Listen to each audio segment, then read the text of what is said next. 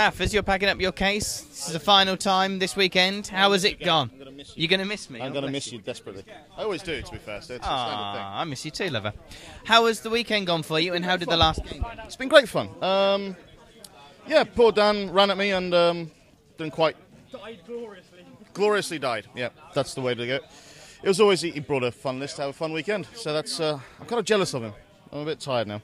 Did you not have a fun weekend then? I did have a fun weekend. But the reason people take crazy lists is then you really don't have to think about it. Because this is a reward for people who've done...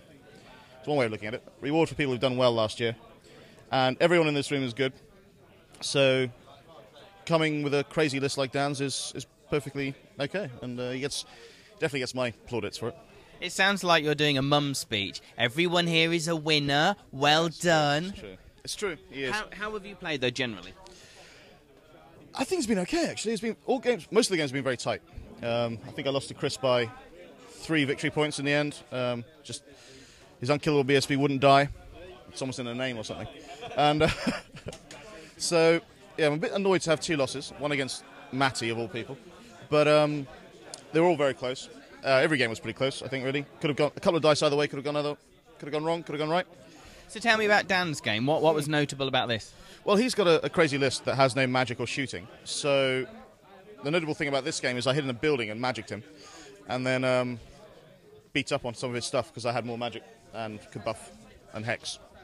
And shot Skylar bravely in a sort of slow-motion platoon moment, I think, when he's running towards me. But that was it. It was a very quick game. And he killed a I'm a bit upset about that. So he killed a Stegodon, baby Bethy the Stegodon. She's over there, she's dead. And yeah, it was polar opposites, right? He's got a run forward smash army. I've got a flirt with you but never come home with you kind of army. And then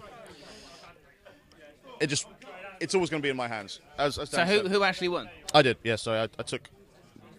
He had some stuff left, but yeah, it was... it's because of the scenario. The game ended on turn, whatever it was blood and glory, wasn't it? Yeah, so I managed to kill his... Yeah.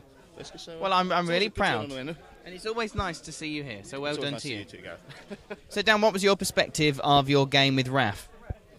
Oh, it was hilarious. Yeah, I was always up against it. I've got an army with Frenzy, so of course, if I actually make it into combat, I have to overrun, so Raph can control exactly where I go, which he did, and used his counterpunch elements to take me off. I got a couple of bits of luck. I think a couple of places Raph could maybe have played it slightly tighter, but I think to some extent he was saying, yeah, let's play a game, and fair play to him for doing that. And I think that's really the reason I got the Stegodon.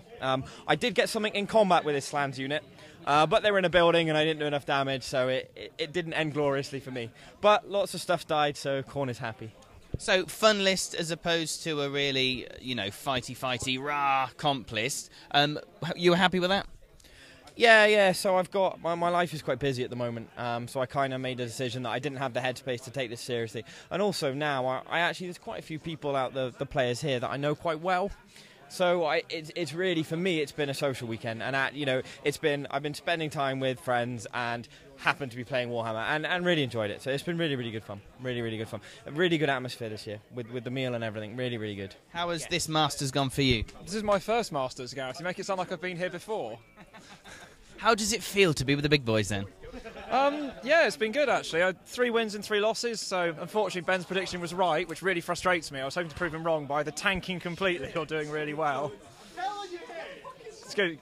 Go on. No, okay. Craig, inappropriate. Nothing too inappropriate. He was only going to cut my balls on camera. Live on TV, that's what you're going to say. So tell me about your last game. I played Mikey's Evasion High Elves. I have to admit, I turned up to the table with a bit of a kind of grump. I spent the whole weekend chasing armies that run away, and Mikey's is the best in the tournament at running away. So it's like, oh good, another 6 turns of hearing people go, flee, and measuring distances. So we played a fairly silly game, and my Death Magic killed his general and BSB for the win before his Bolt Throwers and Death Magic killed my general. Highlight of the game was my own BSB dying to a musician. Having killed the champion heroically in the combat, I lost my musician, and apparently my BSB has a real issue with the Leadership 7 rerollable test caused by musicians and died horrifically out of sheer shame. So that was good. Was it a fun game, though? Yeah, the first 4 turns were a bit dull. Turns 5 and 6 got a bit exciting when it was a little bit tension as to what might actually happen. A few things like the Demon Prince on 1 wound, being hit by a bolt thrower, through hard cover, round a corner, down a well. but passed his ward save, so that was tense. But good weekend all out, though. Yeah, it's been really, really good. Really enjoyed myself. I mean, I think each of the games I've played I could have won. There's been chances in all of them. I completely fouled up playing Tom and Watchtower. Ben, I don't think I ever could have beaten Ben's list. Oh no, I could have done. I did have a chance. It just didn't quite come off. So, yeah, no, it's been really, really good. Enjoyed it. Hard games. They really have all been quite challenging. I decided that I didn't have enough trolls, though. That's my thoughts at the end of this weekend. Apparently 16 and Throg wasn't enough, so next time, no Crushers, no Demon Prince, and another 17 trolls. Much better plan. So how was your last game? It was good. I played Steve. I've never played Steve before, and he beat me. It's a really close game, but I think in the win-loss draw, the mentality, every game I played was really close. So if most of them have come down to the last turn. If I can kill one more thing, it's a draw or a win to me. Failing that, it's the other way. So yeah, it was a really good game against Bretonians, which it's good to see Bretonians doing well. So yeah, it's good. Is it really? Oh no, I hate Bretonians. So what happened? It was Blood and Glory. I didn't really build for this scenario, mainly because a lot of the armies that could kill my Fortitude were going to be things like demons and warriors, which would be magical attacks, so I wouldn't need to worry about losing anything in the White Lions. So, but I played against the Bretonians, which they don't really throw around many magical attacks, so I ended up having to put the White Lions in a building to make sure that I definitely wasn't getting broken. But what that meant was that my army was extremely static, which let him just go across the board, weather the storm of magic, and kick your camera, and picked up 140 victory points more than me. So if I could have killed the Trebuchet in the last turn with some magic, I would have managed a draw. Failing that, no, I didn't get it, so I lost the game. Good event, though. Yeah, fantastic. Really laid back, just as it was last year. That's cool. And lastly, who are your predictions to now win it? I haven't been hanging around these two tables that much, so I'm not really sure. I would quite like Andy to win it because he beat me, and then I can say I lost to the Master. Other than that, I think my tip at the start of the event would have been Ben. Ben did really well, but he's had some bad luck in the last game, and against Leggy then I watched it, he just he got up early on but then wanted to make a game of it because he was down on the victory points anyway, so needed a big result, and it went the wrong way for him. You were very noisy a few moments ago. What were you shouting and whooping about? Basically what happened is we decided to play out the Blood and Glory scenario until the end to see what happens, and my Frostheart Phoenix on one wound got charged by a Skull Cannon to the front, Beast of Nurgle to the side, and he managed to pass every ward save for about 3 or 4 rounds of combat and still stay in combat. Eventually he did die, but it was just amazing the amount of times he passed his ward saves. Good game there with Mr. Johnson? Yeah, it was actually. He's not as much of a cunt as everybody thinks he is. Beep!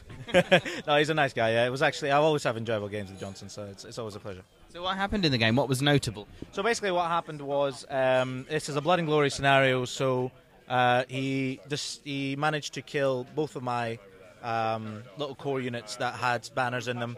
He managed to kill my general, at which point we counted it up and realised that if he won one more combat, that was whoever won the next combat would basically win the game.